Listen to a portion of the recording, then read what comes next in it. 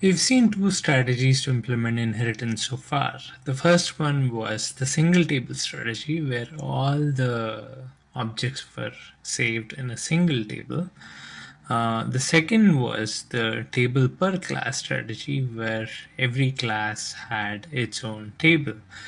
Now, the first strategy, the single table strategy, was the least normalized because all the columns of all the classes went into a single table, and there were many columns where the data was not applicable and it would carry null for most of the records.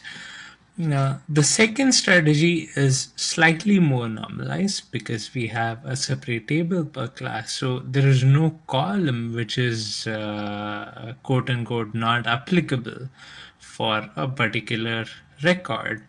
So this is slightly better. But then if you have a look at this, if you have a look at the tables here, um, let's say I query a four-wheeler. Now the four-wheeler has the vehicle ID and the vehicle name.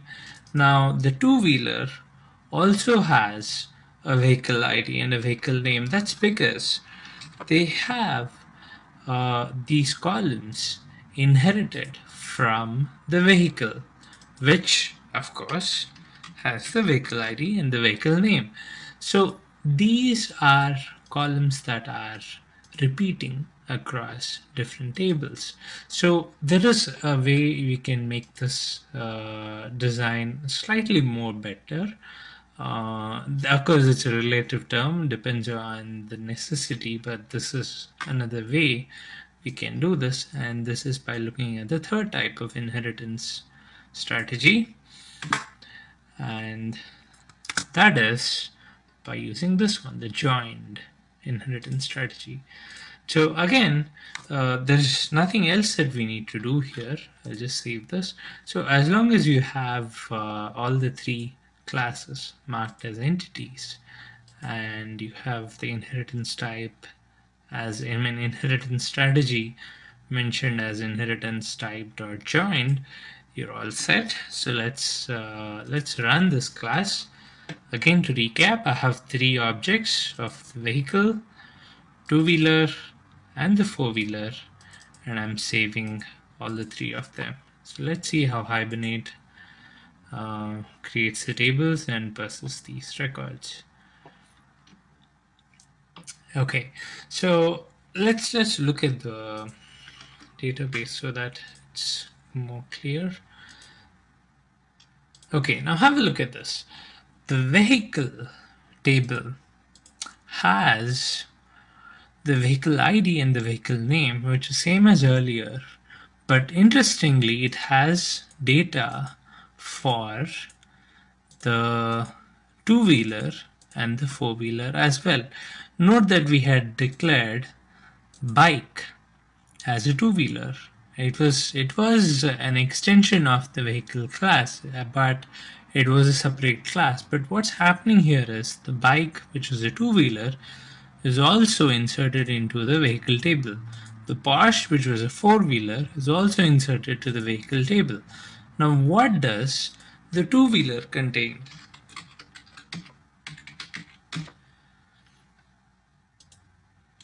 Now the two-wheeler has the vehicle ID, and it has the property that is specific to the two-wheeler, which is the steering handle. Now the same way, the four-wheeler has the vehicle ID and the property that's specific to the four-wheeler, which was the steering wheel.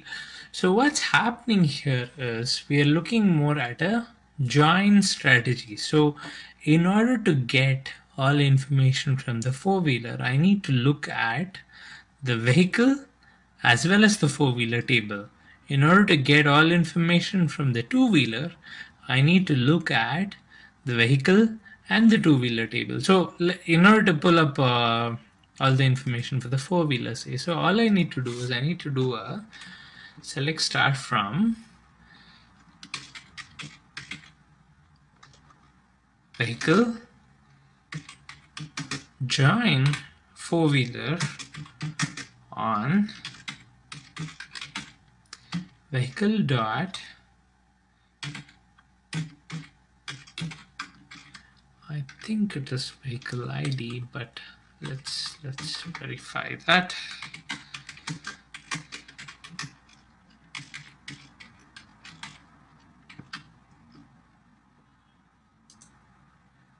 Okay, it's vehicle ID.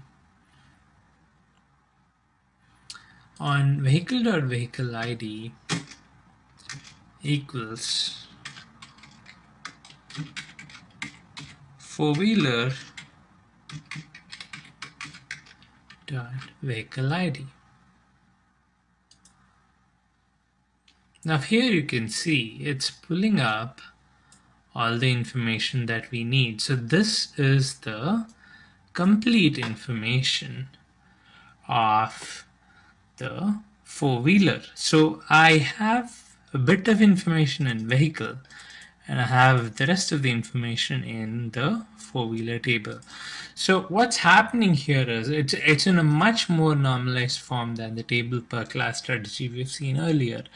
So the data that has been inherited from the vehicle table does not go into the child tables. It remains in the parent table. So the vehicle ID and the vehicle name are going to be in the vehicle table no matter what the type of object is. So the bike, the two-wheeler object, the four-wheeler object, since they are inheriting from the same columns, the data goes to the vehicle table itself. And the way you can extract the data is by doing a join. Now the child class specific columns, the child class specific properties are going to go to the child class tables. Now, for example, say I have a few other columns defined here. So let's say I have a couple of other string or integer columns, properties defined here. Then what would happen is it would go to the two-wheeler table. So I would have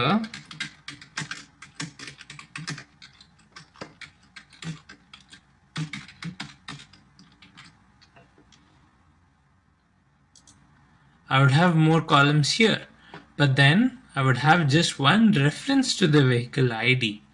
So this would be a foreign key. I would have just one reference to the vehicle table, and all the the columns, that all the properties that have been inherited from the parent class would go as columns over here. So no matter what the object type, there would be a record here which would have all the inherited values.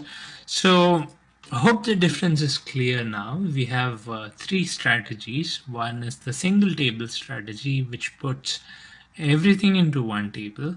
Then we have the table per class strategy, which creates a separate table for each and every class, but then it duplicates the properties of the parent class that has been inherited. Now, so if 5 classes inherit from the same parent class, so all the properties of the parent class will be duplicated to each of those 5 tables.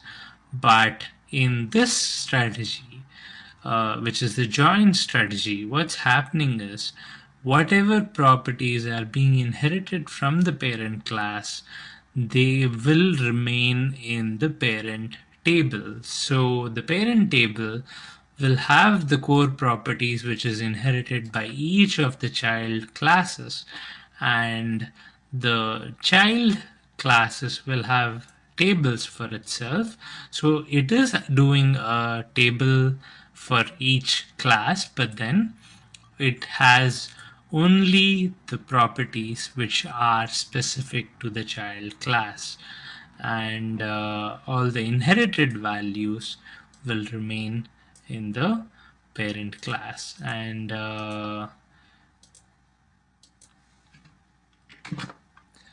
we will have to do a join in order to get all the data. So that's the reason why it's called a joint strategy. So these are the three options we have, and you can choose what kind of inheritance strategy you want in your design depending on the need.